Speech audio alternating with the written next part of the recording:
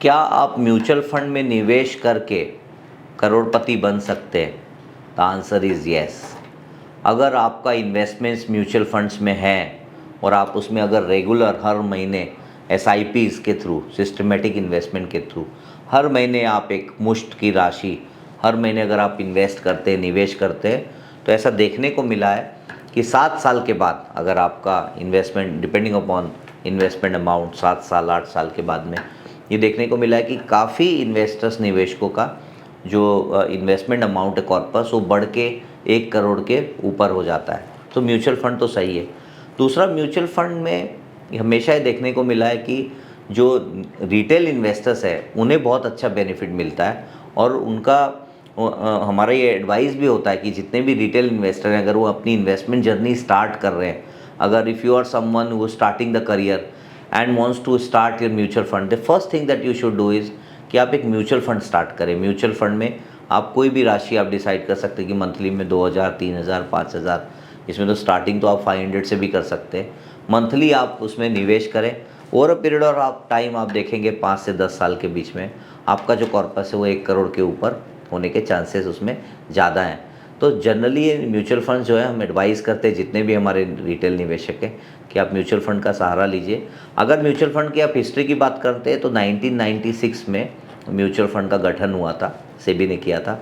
वहाँ से अगर आप देखते हैं तो अगर आप worst to worst mutual fund भी देखते हैं तो बेंचमार्क ने अगर 11% का रिटर्न दिया है तो म्यूचुअल फंड ने 12% का रिटर्न तो दिया होगा। कोई भी इक्विटी फंड आप अगर उठा के देखते हैं, और म्यूचुअल फंड में फिक्स्ड इनकम फंड्स के भी ऑप्शंस होते हैं जहाँ पे आपको ऑन एन एवरेज 7-7.5% के रिटर्न्स मिल जाते हैं। तो म्यूचुअल फंड तो सही है और बहुत अच्छा फंड मैनेजरों ने काम किया है। और पिछले आप अगर इसे 30 साल की हिस्ट्री देखते हैं तो ऑन एन एवरेज 12% तो एवरेज बना है और कुछ एक अच्छे फंड्स ने 14-15% के भी रिटर्न्स दिए हैं पिछले 25 से 30 सालों में।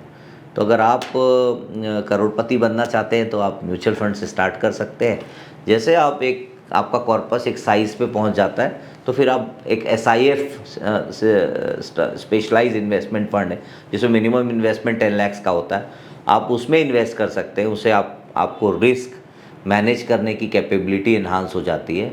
उसमें अलग अलग तरह के फंड है, कंजर्वेटिव, अग्रेसिव, वो आप देख सकते हैं। फिर आपका कॉर्पस अगर और 50 लाख के ऊपर आता है तो आप एक पोर्टफोलियो मैनेजमेंट सर्विसेज की स्कीम का फ़ायदा ले सकते हैं। उसमें आप सुविधा उसकी होती है 50 लाख की मिनिमम इन्वेस्टमेंट की, जिसमें आपके रिटर्न्स थोड़े एग्रेसिवली भी अचीव किए जा सकते हैं कॉन्सेंट्रेटेड पोर्टफोलियो बना के। उसके बाद आपका कॉर्पस अगर 1 करोड़ के ऊपर से बढ़ता है तो आप एक ऑल्टरनेटिव इन्वेस्टमेंट फ़ंड में भी जा सकते हैं।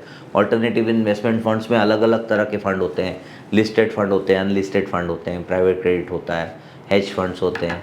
तो इस तरह से आप अपना ओवरऑल इन्वेस्टमेंट्स मैनेज कर सकते हैं। ब्रॉडली 3 इंस्ट्रूमेंट्स हैं जो हमारे यहाँ पे इंडिया में सेबी जो रेगुलेट करती है, वो है AIF, PMS and mutual fund. So इन तीनों इंस्ट्रूमेंट्स में डिपेंडिंग अपॉन आपके क्या साइज़ है इन्वेस्टमेंट का, उस हिसाब से आप उसमें इन्वेस्ट कर सकते हैं। Thank you for watching this. My name is Vikas Agarwal and I am the founder of Allport.